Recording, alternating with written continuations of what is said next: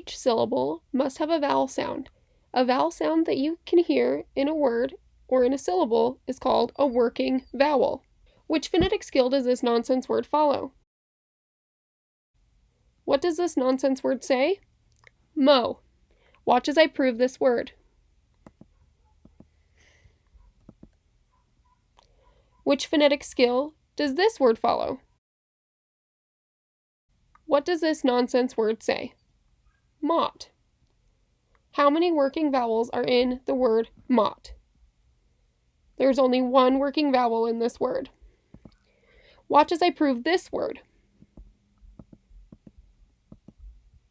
Which phonetic skill does this word follow? What does this word say? Moat. How many working vowels are in the word moat? There's only one working vowel because that final E is silent. When L is added to the end of the word moat, the E is no longer the last letter, so it is no longer silent. There are now two working vowels in the word, so there must be two syllables too.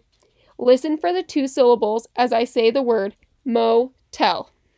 What sound does the O make? O. What sound does the E make now? Eh.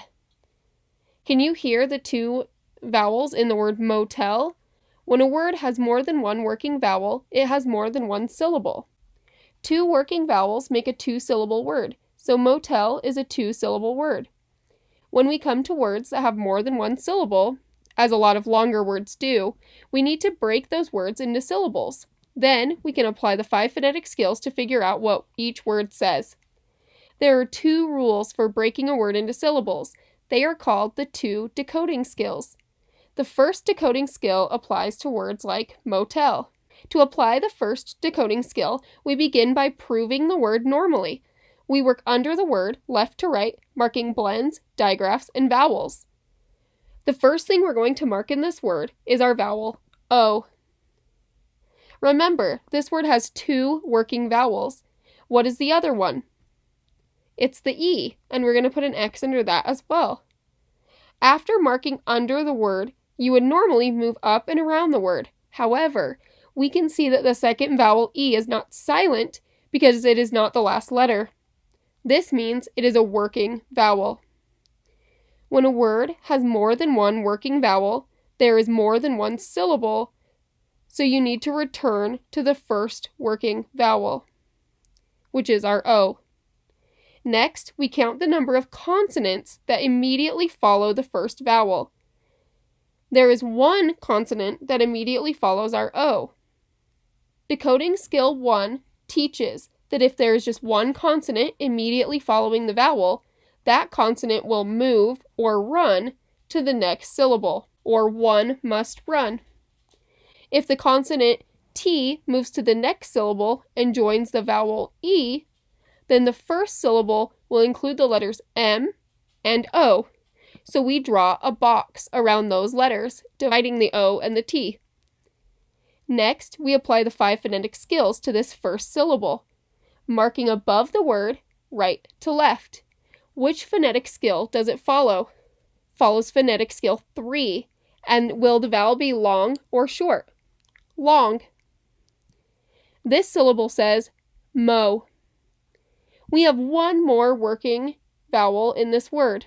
We're going to look at the remaining letters that form the last syllable. Which phonetic skill does it follow? Phonetic skill 1, because there's a guardian. Again, we're going to mark above the word, right to left, but skip marking the guardian consonant with a star. It is a guardian, but we don't need to mark the guardians in words that have more than 1 syllable. We'll just think about them by picturing them in our head. Is our vowel E going to be long or short in this word? It is going to be short. And then we are going to draw a box around our second syllable. This second syllable is pronounced tell. Let's say the 2 syllables together. Mo-tell. Motel. Hannah's family stayed in a motel on the way to Grandma's house. This word shows us why it's so important to mark blends with an arc. So the first thing in this word that we are going to mark is the PR blend. Then we are going to mark our O with an X. We then need to mark our GR blend and our letter A with an X. Since we know this is a two-syllable word, we go back to the first vowel O. What follows the O? We have a GR blend. You might think that you can't use decoding skill 1 because it applies to vowels that are followed by only one consonant. But these two consonants are a blend, and blends act as one unit, and they move together when syllables break. The arc helps you to remember that they need to stay together. So the GR blend counts as one unit, and it will move to the next syllable. The letters that will end up in our first syllable box are our PR blend and our O. When the blend moves, it leaves the O standing alone. Will our O be long or short? It'll be long. So this first syllable says pro. The vowel A is the only other working vowel, so there's one more syllable in this word. Will our A be long or short? It will be short because we have a guardian consonant. We are then going to put a box around our second syllable. This second syllable says gram. Let's say the two syllables together. Program. Program. The second graders wrote a fun program for the whole school.